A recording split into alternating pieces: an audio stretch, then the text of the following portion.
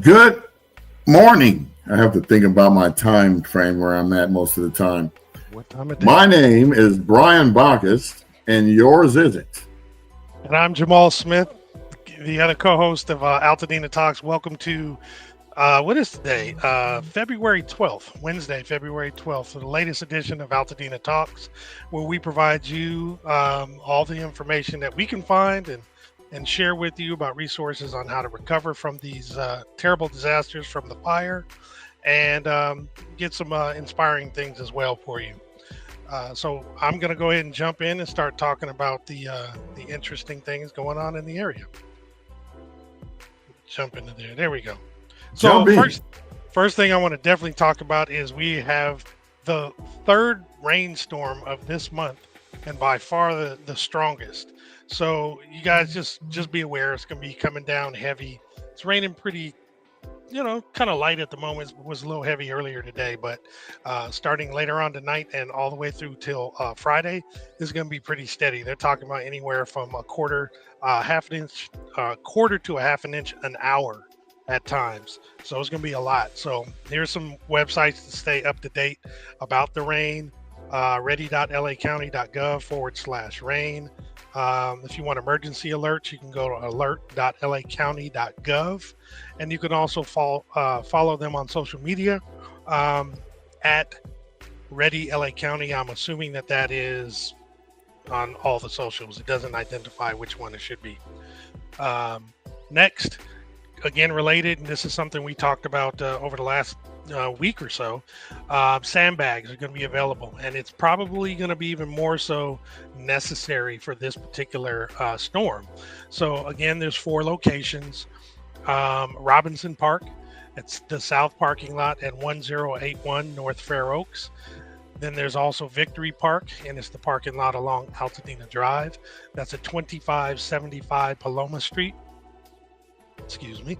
Fire Station 37 at 3430 East Foothill Boulevard, and then Fire Station 38 at 1150 Linda Vista Boulevard or Avenue.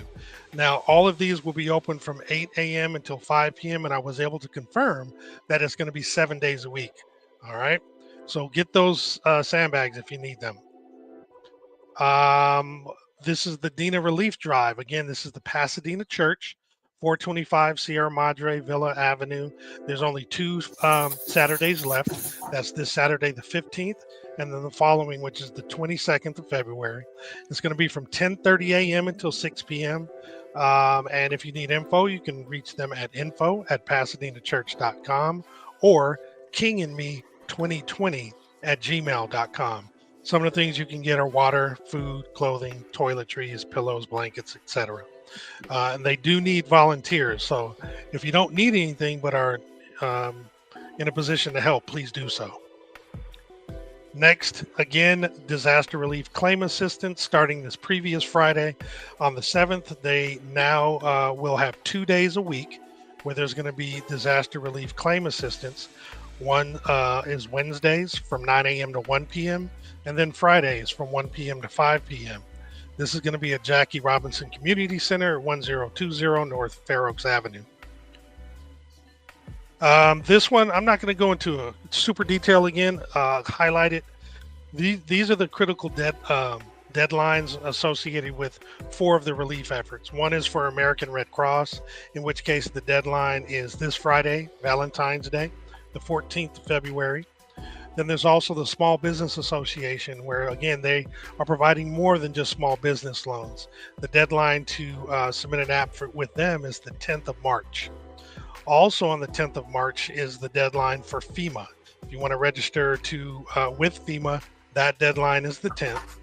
And then for the Army Corps of Engineers for the debris removal phase 2, if you want to opt in, you have until the 31st of March in order to do that. And this slide actually shows the QR codes, and I apologize. I'll make it larger for tomorrow. Don't worry about it. We're gonna put that up on our page, and just so you guys know, we start this. This is the very beginning of everything we do in the first 5 minutes. So if you missed it, just come back and watch the first 5 minutes of every show. That way you're caught up on everything we've done since January 16th. That part. How about that? Again, we went over this before too, and it's great. New hours for the Disaster Recovery Center. The one that affects us the most is Altadena Disaster Recovery Center at 540 West Woodbury Road. And those new hours are going to be from 9 a.m. until 7 p.m. And this is 7 days a week. Yes. So community grief space for those displaced by the Eaton fire. This is a place where you can grieve and, have some emotional support. This is actually going to be at 445 East Colorado Boulevard in Pasadena. It's going to be tomorrow, February 13th at 6 p.m.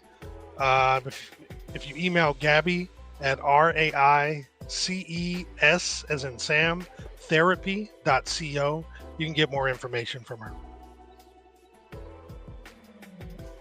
And then this is the last flyer. Now, if you guys remember a few weeks ago, we actually had the Carathon put on by the folks in Monrovia. They had their public access channel, and they actually had like 5 straight hours of just where people can come on and talk about their situation, provide intel about some resources that are available. There was a young lady that actually painted an original picture on there, and a gentleman that was on the guitar to provide some musical entertainment. Brian also went on there and spoke about what we're doing here, and spoke about his experience in losing his home in the fire. And that was part 1, and that was really just trying to get some awareness out there of what's going on and what resources are there. Now, this is part 2, and it's actually it's a pop-up art gallery and a community event benefiting Altadena schools. The schools specifically are Avison and Odyssey. They're working to expand that perhaps in the next event that they had, but they ran into a time crunch and were only able to get a hold of the info for those couple schools, in case you're wondering. But the town of Monrovia is opening the doors of the historic Santa Fe train depot for the first time in years. This special location will be open for a 3-day multi-layered community event and art show hosted by Chris Lose and Route 66 artist Sellout. Now we're going to have Chris on maybe 1 or 2 times to kind of speak about how the Carathon went, and then part 1, and then to talk about this. But just kind of wanted to get it out there and let you guys know what's happening. Opening night is February 21st. Community event is February 22nd, and then a jazz brunch is on February 23rd. Again, we'll have more details for you coming up in the next couple weeks. And that's it for me. Pass it on to B. Well, as usual, we're the only podcast that's doing something every day, Monday through Friday, to keep the Altadena residents abreast of what's going on. But today, we're going to change gears because, as you all know, I, along with my cousin Terry Baccus and Karen Reese, have produced a Black Wall Street documentary called the Greenwood Avenue Project. And the movie is going to premiere February 27th in Monrovia at the Look Theater. That's going to start at 6. Between 6 and 7, there's going to be meet and greet, hors d'oeuvres, things of that nature. The movie starts promptly at 7. And right directly after the movie is going to be a question and answer session with the producers, as well as a few members that were in the movie, as well as descendants from that time. So without further ado, I'm going to start the trailer so you can see that. And then right after that, we got a very special guest that I'm going to bring in, and we'll go from there. So I'm going to take over the stage, Jamal. Certainly. And go ahead and get this started. Greenwood at one time was a giant place. 40 plus blocks was owned, operated by African Americans. Everything was rich in Tulsa. It was the oil capital of the world. This was money, money, money, money. It became known as Black Wall Street. We didn't need to go across the tracks. They hated the prosperity. Dick Rowland was accused of attacking a white lady in the elevator. The white people thought it was only right for this black boy to get hung who had done no crime.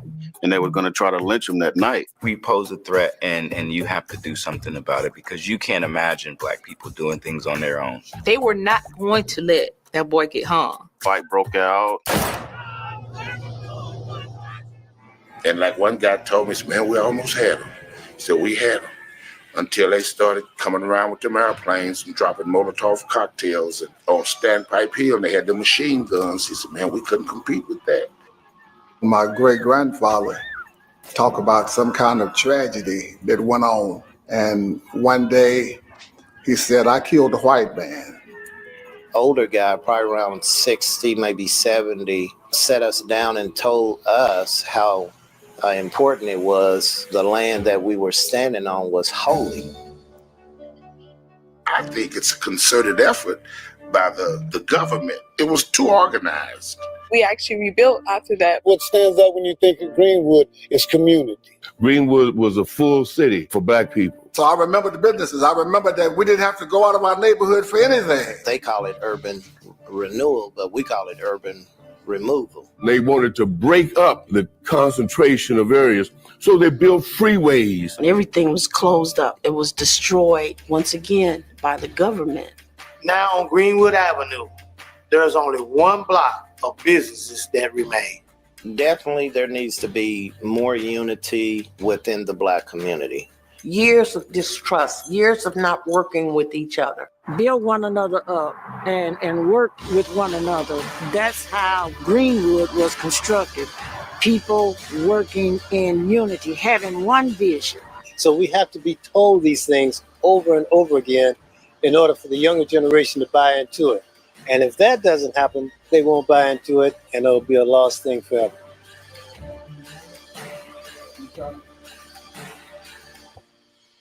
Yes, they can.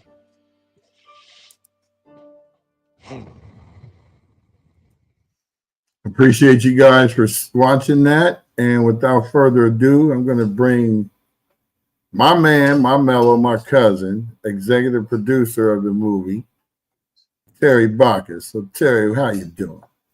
Hey, how's it going? You on. You got the floor, brother. All right, all right. Everybody doing out there? I see that. I see that. Let's see what that shirt look like. Show us that shirt. Shirt. Good and holy. Okay. Something's happening with the audio. Don't get it twisted now. Yeah. So basically, I had you come on the show today because we wanted to talk about how you guys dealt with your fire and the situation and how long did it take you guys to rebuild? I know you weren't alive at that time, but your family was, and just give us a breakdown of that scenario. So basically, you know, it was a massacre. They did burn the district down to the ground.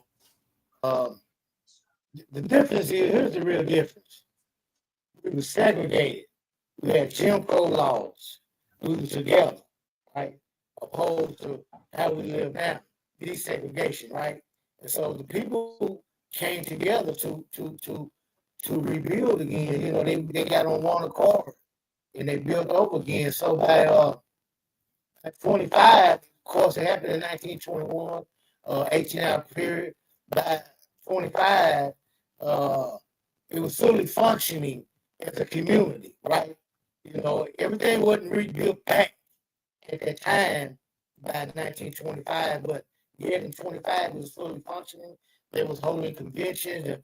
The Negro Conference had a Negro Conference there in 25, so they began right back again. That was a building still standing right to this day at the northwest corner of Greenwood and Orchard, and it's the Williams building, right? And the Williams building was John and Lula Williams. They was considered the first family of Greenwood. Their building went back up at 1921. That's 20 years later. No, 1921.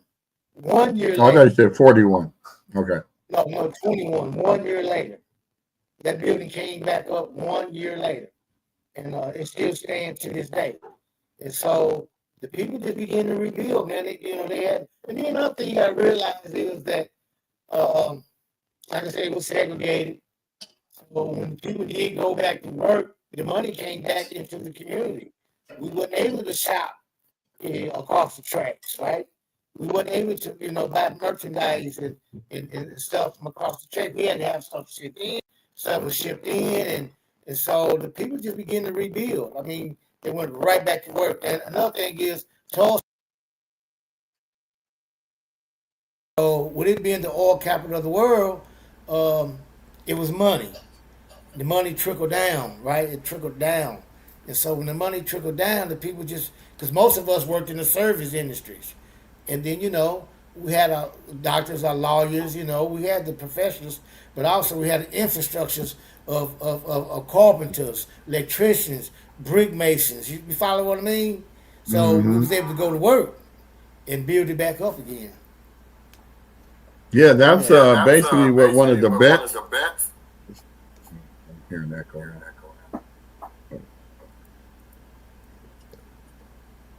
Hold on for a second, Terry. Okay. Are you doing it or me? Huh? Jamal. You not doing anything? I don't want to hear myself talking. Okay, there we go. So basically, we're kind of in the same situation. We have a lot of plumbers, builders, electricians, and stuff. So we're kind of in the same situation as you guys. The problem with us is that we've been given so much information. It's not like how it was back then. Y'all just got together and said, let's do this. We got to go through red tape, rigmarole, all kinds of crap just to get back to building one house. Right. And so they're trying to make it seem like we have to have the whole block done in order to build, which is kind of makes sense because if you build your house now and then they still clean it up for 10 months, your house is going to be covered with soot and all the other stuff from the cleanup. So I understand that. Now, I want to talk about this tour that you do with Black Wall Street. Talk about that. So, how the whole tour came about, I was the Greenwood Chamber of Commerce, which still is one of the largest Black-owned Chamber of Commerce in the country, and I think it's the second oldest chamber as well. And so what happened was I was some barbershops and sell what I had, sunglasses, whatever, And so I was down on Greenwood. At this time, I was, just talking with people about the upcoming documentary. I'm getting ready to shoot a documentary. I'm getting ready to do this. There was a meeting being held, and someone invited me into the meeting with the Greenwood Chamber of Commerce. So I go into the meeting, and a young lady stood up and said, wait a minute. We have a low-hanging fruit right here with Terry. I think we can get something done. We need to open up a visiting center, right? Because it's 2020 now. So the 2021 fit to come in another 8 months or so. So, TV cameras is coming, people is coming. And I let them know I had got a call. I was in Dallas, Texas, and I got a call from a friend of mine who knew I was trying to put this documentary together. And so they was like, well, there's a news team in Tulsa right now. Can you get there? I had to get there in 4 hours. There was nowhere for them to come. And so the chamber opened up a welcome center, right, on the corner, on the northeast corner of Greenwood and Archer. And I went in there, and so they began to give tours. And so there was some stuff transpiring. And, I'm a type, I can look through muddy water and see dry land, right? I can look around the corner and see what's coming. So I built me a web page, right? The same gentleman that shot most of the documentary built me a web page. And so I shared the web page with this guy, tours of Tulsa, and I shared it with him. And from right there, man, it just blossomed. Tours of blackwallstreet.com. So, as a matter of fact, I booked about 2 tours this morning, right? For the 14th and for the 18th, respectively, of this month. So it's that's just what happened. Everything just really fell in my lap. Everything that I'm doing now pertaining to Greenwood and moving in that way was nothing I asked for, was nothing I sought after, right? It just came and fell in my lap, and I was ready for it, So, Yeah, I give tours, and what the tour is, it's a walking tour. You know, you're gonna learn history. I'm gonna tell tales. Here's the big thing. The massacre is a Tulsa story, but I'm giving Greenwood stories, right? I'm telling you stories about who might have been teaching class, or who might have been the principal at this time, or who was the loan sharks in the communities, or who you know what I mean? Who Yeah, you who's put doing what? humanity on the city of Greenwood. Know what happened. We know they burnt the city down, but do you know about Silas Goodley, who did this in the community, and people, borrowed money for him, and he, Opie Pitts, who loaned money, and he would walk you into a matter of fact, his daughter is in the documentary. He would walk you into a downtown bank, take 10 steps in, turn around, walk out. The loan officer immediately give you a loan, right? Those stories I'm telling. I'm telling about the people in Greenwood stories. And that's exactly what we need to hear. We need to hear those stories because those are the ones that we're going to be telling. I mean, we kind of got the same kind of atmosphere. Altadena is known for its community. Everybody's known each other. I grew up here since I was 8, leaving Ohio. Right. And just basically, I knew where your mom lived, your aunt lived, your cousins lived. If I couldn't find you, I'd go to one of those 3 or 4 places, right? So it's kind of same. I came from that same kind of town in Ohio, and Oklahoma, where you live in Greenwood, is the same type of town. I mean, everybody knows each other. They talk to each other every day. It's the same patrons going into the donut shop, into the restaurant, to the bar, to the bookie, to all of those different spots. So it's relevant to what we're doing, and I'm really appreciate. And by the way, people, Terry is going to be here for the premiere of the movie out here. I'm going to put it up here so you can find where to get tickets at. You can get tickets at bit.ly. That's bit.ly/Black Wall Street Movie. The tickets are on sale right now. They went on sale yesterday. Terry's going to be one of the main people talking at the question and answer portion. And yes, there's the Eventbrite right there. So you'll be able to see everything, see the movie in its entirety, and then have the privilege of being able to speak with the guests who are producing the movie as well as in the movie. So please check us out. Terry, we thank you for coming on. I appreciate everything.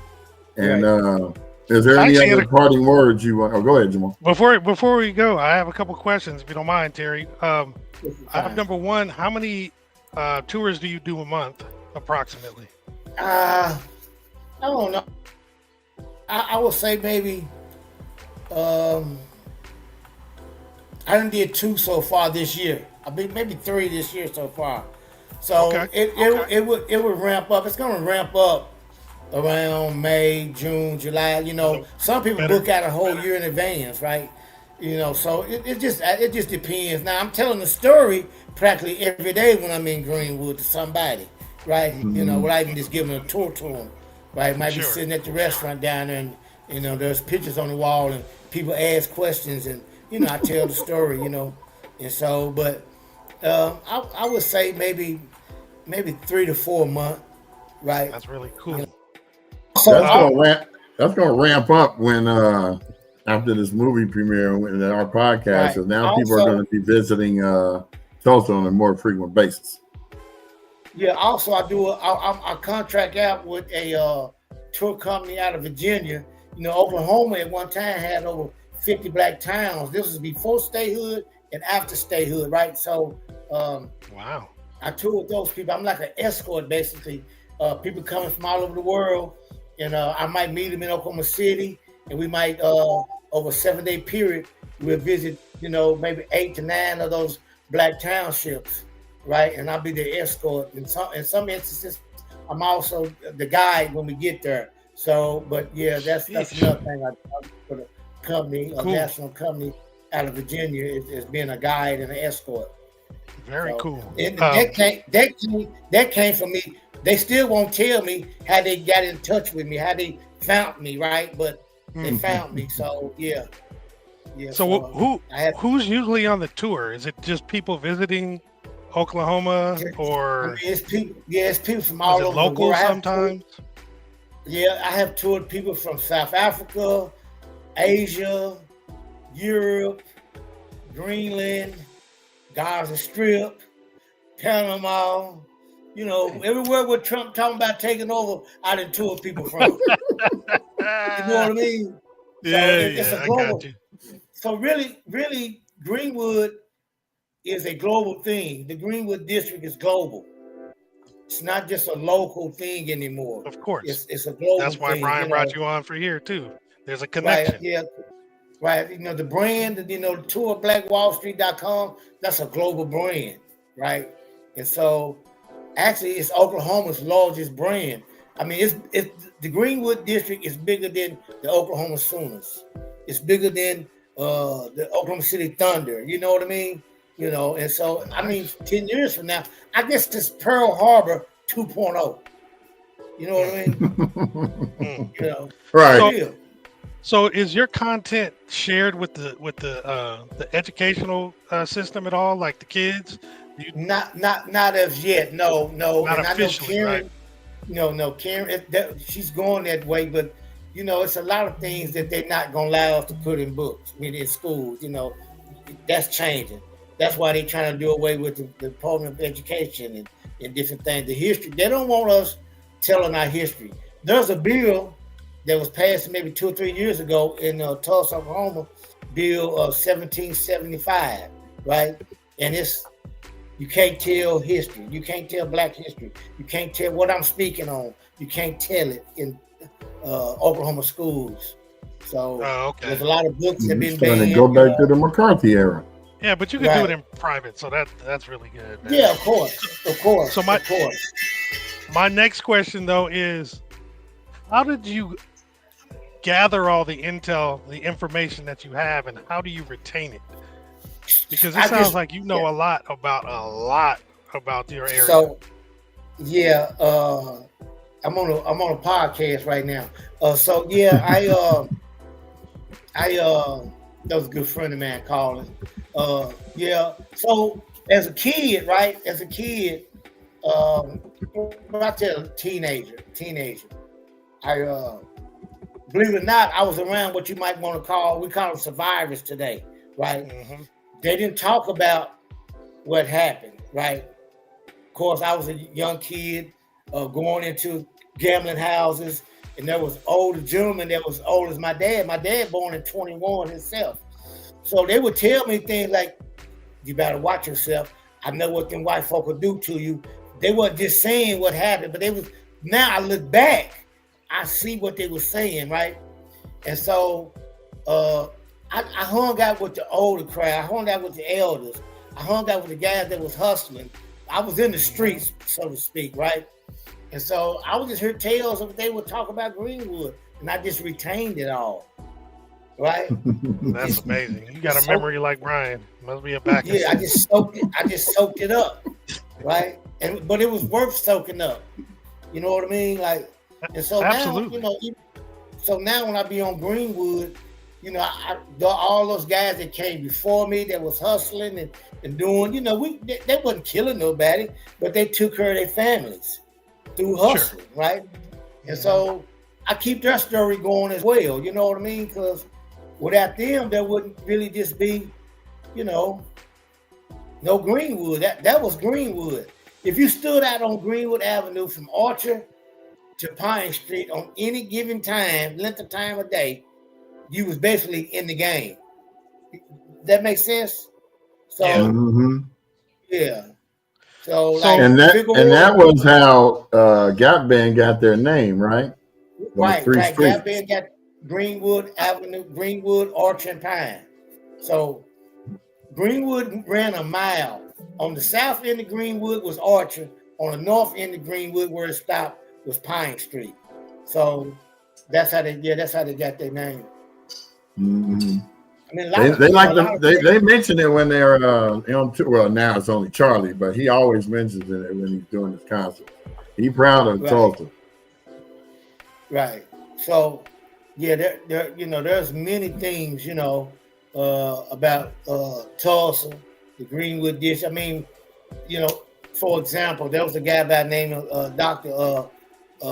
Lidcoat, right? In 1977, Jimmy Carter made him the Assistant Surgeon General of the United States of America, right from Greenwood, right? Mm-hmm. Out of Tulsa, Oklahoma, the Greenwood district. Another guy by the name of Bill Spiller. A lot of people think Charlie Seifert was the first black golfer to cross the color line, but it wasn't. It was Bill Spiller from Tulsa, Oklahoma, Greenwood district. So there's a lot of things about Greenwood, man. It's so much history. So much. It was a lady. I can't think of her full. She was an Adams, right? She was a nurse. This woman was the head nurse at Senior Sinai Hospital in Los Angeles. That's huge. Yeah. Right? She was director of nursing at the University of Massachusetts. She brought the nursing school to Tulsa University, right? She was assistant associate head nurse at UCLA. That's huge. That is huge. Right here in Tulsa, Oklahoma, Greenwood district, class of 42, Booker T. Washington. So, there's a lot of great people come out of Greenwood, Well, we got one of them that came out here. His name is Dr. Chester Baccus. He was the dentist up here on Lake, and his office building. Right. That's my dad's brother, Chester Baccus, C.D. Baccus. Yes, that's my uncle. Sure did. Yes, sir. I'm pretty sure your cousin Sean is coming on here too to check it out. I'm surprised she ain't commented yet. Okay, cool. Yeah, that's my dad's brother. Vernon, Oklahoma. And that's one of the black towns too. So that's the thing. Oklahoma itself, right now, on my desk over here, I have a petition or a bill that was set aside in 1866, 1866, and 1867 to make Oklahoma a black state. I had the bill right here, right on my desk. So, it was going to become a black state, but they found oil. Everything changed. Oh, speaking of that, did any black folks have any part of that oil, or is it strictly for white folks? Well, no. I mean, the most known was a young 10-year-old girl. I can't think of her name right now. It leaves my mind. She's the most noted person. Like, she got barren land. They thought the land was barren. You know what I mean? But she struck oil. I can't think of her name. Lord help me. But yeah, I'm sure you recall it. Yeah, and so my family, we have mineral rights to some, but it's natural gas. Her name was Sarah Rector. Right, there you go, Sarah Rector. True. Yeah, and so they changed her identity. The people the white folks took her away, brought her in, raised her up, and had her listed as a white person. Yeah. Very interesting. So I have a couple more questions, if you don't mind. Number one, how do you feel having completed the movie?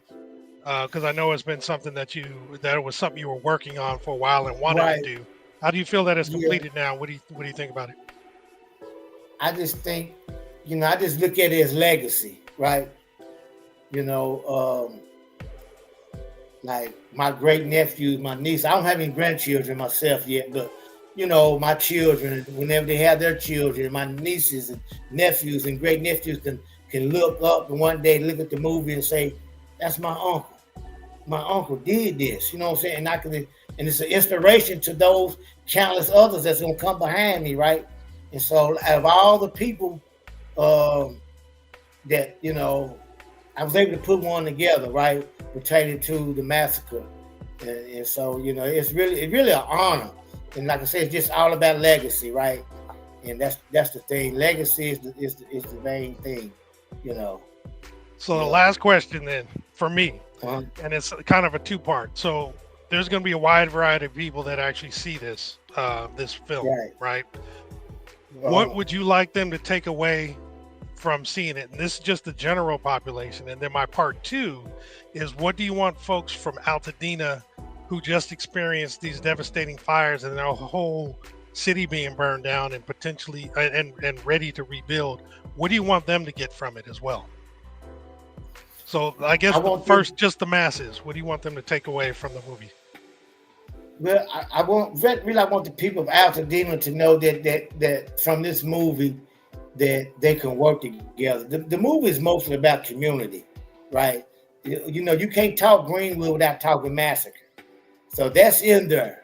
But the most part of it is about the community and how the people, you know, galvanized together and how they became a people, or one people again, you know.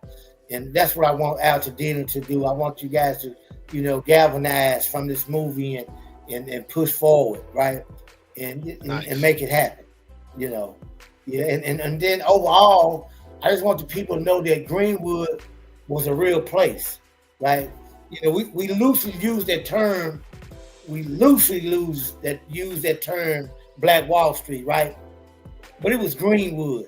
I didn't grow up saying I'm going down on Black Wall Street. I grew up saying I'm going to Greenwood. Right? Black Wall Street is, to me is a fairy tale. Greenwood is not a fairy tale, it's a real place where real people did real things, right? And so when Booker T. Washington coined the phrase at the time, during the time of segregation and Jim Crow, and during the early 1900s, we couldn't use black if we talked to each other. We were Negro. Oh, right. And he called it Negro Wall Street, right? You know, haphazardly saying it, you know, because he had been to Chicago, he had been to the Atlantas, of course, he'd been up in New York, the Bostons, but he hasn't been this far westward and seen the commerce that was taking place. You know, it wasn't Wall Street in New York, no, by any stretch of imagination, but it was commerce. It was Negro Wall Street. So, you know, I just want the people to know it's a real place. You know, the people did rebuild, and the people is continuing to rebuild after the fact that urban renewal and eminent domain and a highway system looked to destroy it, you know, a second time 50 years later, you know? Gee, yeah, because you were saying there was only a block left. Yes, basically of those buildings that was rebuilt from 22 on, there's just a block of those buildings. Now there are several entities that's still there, like Mount Zion Baptist Church, because they bombed that church. Okay, you have Mount Vernon Baptist Church, which at the time of the massacre, people was housed in the basement, right, for safekeeping, right? And you know, because they were supposed to have their prom there, they held their prom. You know, they supposed to be their prom night. The graduation was coming, and so yeah, and so there's other, you know, there was a church that wasn't bombed or destroyed at all. And if they had known, I'm sure they never would have moved the church from its original location. But in 21, they thought the church looked too good to be a nigger church. That's what it says in the book. It was written, and they didn't destroy it, right? That was First Baptist North Tulsa. And so in 1951, they moved from that original location to another location, right? And so if they had never, you know, we didn't know, you know, just like when I was making the documentary, I was trying to get pictures from family members, but people discarded all those pictures because they didn't know Greenwood was going to become what it has became. You know what I mean? You know, so yeah, we're trying to use, you know, for B-roll film. So, but yeah, it's a real place. Tulsa, thank God for digitals now. Right. Yeah. It's a real place, man. People, you know, we are a proud people in Tulsa, pertaining to, you know, what Greenwood and everybody that's in Tulsa that care to know, that care to reach out, has a place in their heart about Greenwood. Is that the church? Yeah, I think I have a picture of that church. Yeah, that's First Baptist now, North Tulsa. If they had not known They didn't destroy that church, but that's not the church they didn't destroy. Oh, it's not. That's Okay. The church that's the church of the new location. Got you. Yeah. Yeah, that's the new location down on Oklahoma and Greenwood. Yeah. Yeah, they but the church actually sat on Orchard Street, maybe about 2 blocks east of Orchard and Greenwood on Orchard Street. So they up on the hill, they didn't destroy it. Because it just didn't look like that could have been a Negro church, you know. So yeah. That's what it looks like when a lot of black people build stuff. That don't look like a black person. But Mount Zion, they actually attacked Mount Zion. They bombed Mount Zion. There was reports that ammunition was stored there in Mount Zion, but man, yeah. You need to pull up the story about Peg Leg Taylor, Tulsa, Oklahoma. Yeah, pull that need to be a real. We need to put that together, man. Make that a real movie. Peg Leg Taylor, Tulsa. This man fought so many people, man, up on Standpipe Hill. Mm-hmm. He's really talked about because himself, he had a regiment of guys, and they, we was winning till they came with the planes, right? We was winning, and he had a regiment. We always win. We win in academia, football, basketball, baseball, hockey. We win track, field, entertainment industry. We win, right? True that. In battle, we win also. So, but we was winning, and they strategically came in.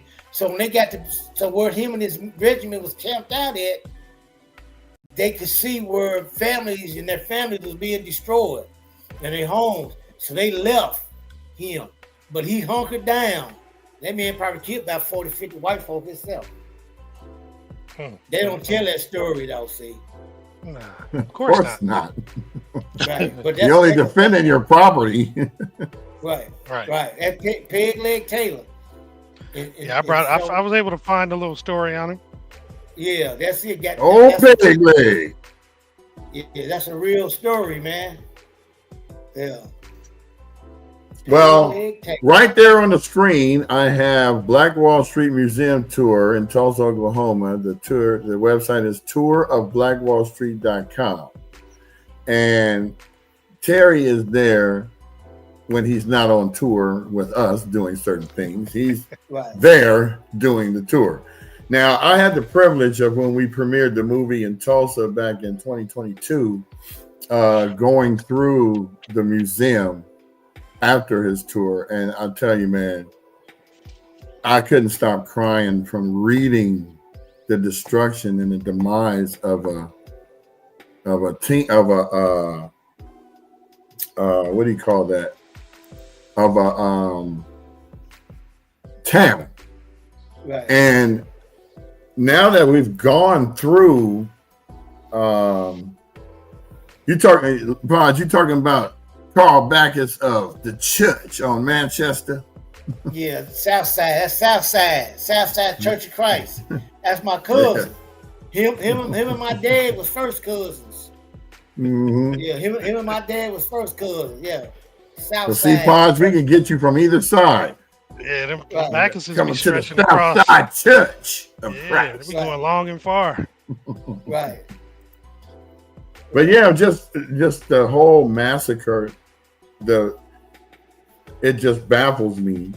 And then I'm looking at what we just went through. Now, mind you, before anybody says anything, yeah, the church. Go ahead and put it up, Jamal. I'm not going to. I was taking it off. We're going through the same, not the same exact thing, but just the aftermath, the rebuild stages, and that's why I wanted you on the show to talk about what you guys went through with the rebuild stage, and you did explain that to a T. So just like we have the same situation. We got electricians, plumbers, welders, anybody that's out here. Yeah, we've all been doing that type of work. And I'm so proud to be able to present this now. This was already planned before the fires happened. I wanted it to be a part of Black History Month, basically the last week, so that you remember the last thing you saw in Black History Month was this film. And so we are proud to know that Terry's going to be out here with us along with some other people from the movie to discuss any questions you may have about what it was like. Just remember our time frame is only limited to maybe an hour so after the movie. So if you haven't gotten your tickets yet, please get your booties out there and get them, because we need you to be there. I'm going to pop the link up here in a second. There it is. So get your tickets today. That's on Eventbrite. You can actually just type in Black Wall Street Eventbrite, and it will send you the link to go to it. And what I'm showing now is your agenda, too. So you had 6 to 7 was a meet and greet. 7 to 8:30 is the film. And then at 8:30, doesn't say till when, is going to be that Q&A afterwards.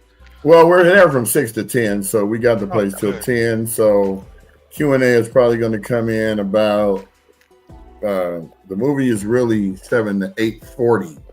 Okay. So I don't know why it says 8:30. I think that's because Eventbrite makes you do it on the half hour. Yep. So it's probably going to be about 8:45 when the Q&A starts. We will probably stream that. I'm not quite sure yet, that part. But for sure, it's going to be February 27th, starts at 6. So you can mingle, take pictures. And then the movie starts promptly at 7. And then we're going to be having Q&A after the movie. So, Terry, thank you so much. Gosh, thank you so much. It's been very inspiring for what, the city of Tulsa or Greenwood went through. It's also inspiring for the folks who have gone through what they've gone through here in Altadena. Plus, just as a culture, to me, it's like really retaining your history, your family's history, your neighborhood's history, and in particular, orally, because they can't take that away from you if you got it up here and you share it with folks, right? So, thank you. And I can't wait to see the movie. Yeah, but Tank, I like to add this. When me and Karen, I'm of ours, and so one day we talked. I was driving from Dallas, and we were just talking, and she was like, "What's this Greenwood? What's this Greenwood?" And so for about 2 hours, I told her as I drove from Dallas to Tulsa, Oklahoma. It's a 4-hour drive. Man, we was on the phone for about 2 hours, and she said, "Won't you write it down?" I said, "Karen, I'm not a writer. I'm an orator. I can, capture me talking about it. You know what I mean?" And so what the film actually doing is the people that's in the film, we don't have no noted historians, right? All we have is people who lived in Greenwood, and they telling their story, telling my story through their own eyes. Everything I had to say to Karen, everything I had to say, I got these people to come and talk about Greenwood, to back up everything I said to her about it. And we just collaborated, and here you have it. And we bring it to California and to the world to see, so yeah, it's a great movie, man. It really is a great movie. Really it is. It's like, it's different, because there's no noted historians. It's not just talking about the massacre. You follow me? Massacre really do need to be told, but this story is talking about the people that lived in Greenwood and the aftermath of what they've been doing, since then. Right. That's a great. Now it used to be. You guys gonna especially love the part when the one cat goes down the street. There used to be a barbecue spot right here, and the barber shop was over here. That's the one dude that I love listening to him speak, because he out there in the streets telling, That sound like you. Yeah. That sounds just like you. This used to be the playground where we came to. And the community was so close. Like, your Sunday school teacher was often your math teacher. You follow what I mean? Yeah. So you encounter these people every day of your life, and they encounter you every day of theirs, right? And so we were just a community live together. And here's the thing. Last May, I was in Stockton, California, and I was a keynote speaker, and I was talking about the massacre. And here's the thing: I'm noted in another documentary saying how if I had an Uncle John missing, I couldn't go to the authorities and tell that Uncle John is missing, is because the authorities is the reason he's missing. He's missing, right? So people just didn't talk about it. And this lady stood up. This lady is 80 years old. Last May, she was 80. She stood up and interrupted me and said, I know why my mother left Tulsa. And so the timeline adds up. For her being 80, her mother had to go through the massacre of 21. Absolutely. And everybody in that place still crying because the people just didn't talk about it. Like those old men when I was in the crap house. They didn't talk about it, but they told me to watch myself around them white people because I know what they'll do to you. I seen what they did. They didn't say, hey, I watched so and so when I was a kid get killed because of the matter. They didn't say none of that. They just said, watch them white folks. Watch yourself now. Don't, young hustler, you know what I mean? So it's just so much, man. It's just so much. So much history and so much that been poured. Here's the thing. They was pouring into us. Like, you're going to get it in a documentary. There's a gentleman said that he going to tell how the elders didn't want a reoccurrence. They didn't want the youngsters to rise up because they know, just imagine those 8-year-old kids right now in Gaza Strip, what they going through. That's the same thing 8-year-old kids went through in Tulsa, Oklahoma. Mm-hmm. The same thing. They watched it. They watched their uncle get hung. They watched their cousin get pulled apart. They watched that. And they kept. And nobody ever wants to talk about it. Nobody. And they didn't even talk. Even the white folk didn't talk about it. Right? Because it was so much trauma. They probably couldn't believe that white folk was acting the way they was acting. What's wrong with you, Jethro? Yeah.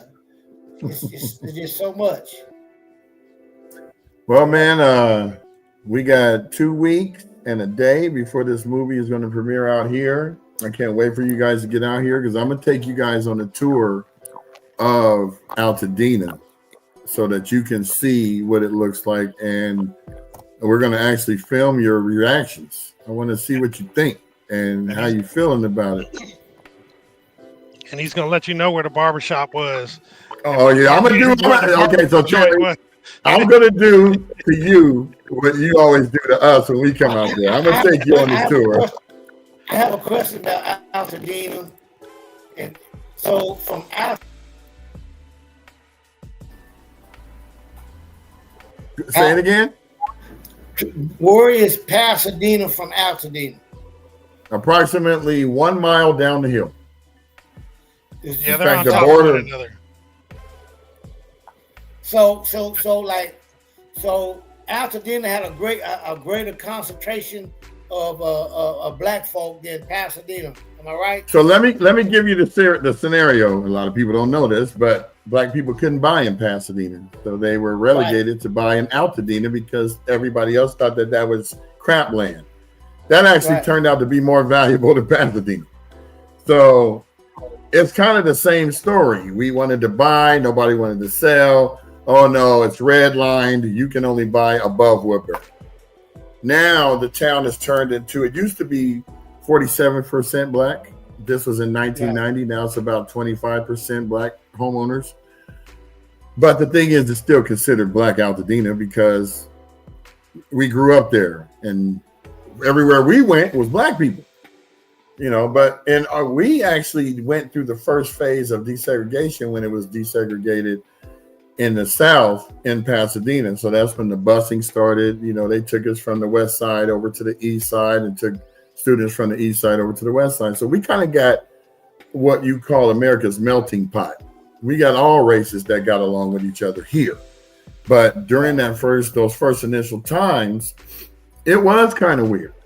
I wasn't here in 71 when it happened. I came here in 75, but I never experienced any real racism amongst us as kids. Now I don't know what the adults were going through. I would have to talk to my mom and dad and find that out. But other than that, it was crazy. You couldn't buy in Pasadena. So Dustin says he's going to Tulsa in June for a race. Can't wait to visit the Black Wall Street Museum. Now, Dustin Benedict is one of our activists out here as well, Terry. And, he's always trying to bring information to the masses. A lot of people don't want to hear what people got to say. But, now everyone's listening because there's nothing else for you to do. You don't have your routine anymore. We now have to pull together as a community, same as Tulsa did. And so I encourage you, anybody, Dustin, when you go there, you're going to visit the back rooms, but make sure you take the tour with Terry, because he's going to take you outside of the museum and show you the town and where stuff was, so you get a better picture. Because you're going to go in there, I'm telling you, you're going to cry, dude. And I don't care who you are. I don't care how manly you may think masculine you think you are. When you see what was done to a people in that magnitude, you're going to have a lot of hatred in your heart, but leave it in the museum and come outside of it and try to make it better, because we can't hate ancestors. But if we come together as a people, we can make this world a better place, for all of us to get along in, because we're not going anywhere. In fact, we were the only people that aren't American natives. So we can't be deported. We were brought here on purpose. There was no filling out H-1B visa or some immigration papers or something like that. We came here with no identity. So now that we've taken our non-identity having selves and created our identities back, let's just try to figure out how we can get along with everybody, because the thing is, racism is going to probably be over in about 20 years. There's so many mixed kids. You don't know who's black, who's white, who's Hispanic, who's what. So I can't wait for that to happen, because then we won't have to really recognize it anymore. But thank you very much, Terry. I know you got other things to do. Yeah, I'm going to see you in a couple of weeks when I pick you up from the airport, and we're going to take you to your favorite barbecue spot, which is actually my favorite barbecue spot. And man, I'm just so glad you was able to take the time out to come on today, man. So we're going to put you in the green room, stay on the line, and we're going to come back and talk about some other things. Okay. All right, brother. Thank you. Thank you. So I cut him off too quick. Hold on. What were you going to say? No, I just said thank you guys. I appreciate it. It's been a blessing and an honor, to come before the people, and tell the story of Greenwood, and it's so much, man. It's just so much. Well, you're going to get a lot of questions at the movie, so you'll be able to speak on things. I believe Heather is coming. I sure hope she is. She is a direct descendant of someone from the massacre. And, I call her Sister Soldier. We got to talk to Karen. I think it's going to be you and two other people coming out. She didn't give me the names yet, so she might be one of them. So I'll be scooping you guys from the airport and taking you to your illustrious Airbnb when you touch down. And I'm going to have a special dinner for you guys too. So make sure you tell me what you guys don't do and don't eat, because I don't want to have no problems here. It's all as long as it ain't no tree bark. Some energy bars. Right. Hey, Terry, it's been our honor. Truly, man. Really, really good to meet you virtually. I can't wait to meet you in person. But yeah, it's been an honor for you to share your knowledge and history, man. Oh, Sharon said Heather and Miss Marshall coming. Okay. Okay, so she's gonna treat her like E.F. Hutton. When she talk, everybody shut up and listen. Yeah. Because her story may go long and I want to hear it. Yeah. All right, so we'll talk to you in a minute, man. We're going to put you in the green room. We'll be right back. Okay, cool.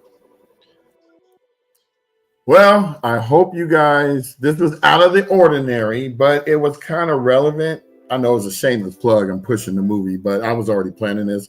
But at the same time, I wanted you guys to hear from the horse's mouth about what they did to rebuild, how they went about doing it. And these are going to be questions that are going to be asked after the Q&A after the movie on the 27th. So if you don't have your tickets, get them now. I only have 140 tickets, and we're already selling most of them.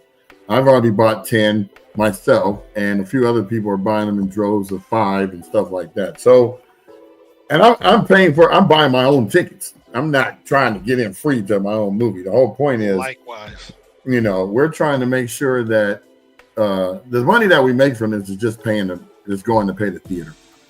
So we're not making any big time money off this. But if it does turn out that we do sell these tickets out, we may do another show the following day, but we got to find out, or we may even do one the previous day. So sell those tickets out, man. So I want to have these people out here so that you can ask questions. And the next podcast is going to be probably on location. Not the next podcast, but the one I do that day is probably going to be me taking them through the neighborhood to get their reactions of it, and just to show you guys that. I mean, our whole thing is about our town, but I always like to bring things that are relevant to the town. So, hey, this has been an hour, and it didn't even seem like an hour. It went by quick. Yeah, it normally doesn't, but especially today. I was so Right. moved what Terry was saying. Oh man, it was good stuff. I love it. Yeah, I told you he was the second coming of Bernie Mac. I told you, don't be burning down them churches. That's my man, though. He's a heck of a guy. Well, guys, we appreciate you. We just want to leave you with our new background. We want to show to you that our friend and colleague and classmate, Ziva Perkins, has put up for us. It's not quite fitting for this thing. I can't even find it now. Here it is. I know, I'm stupid. So, did you put it up already? I didn't. Oh, okay. Well, let's take this off. Well, it's actually in the background. We can't see it because we're.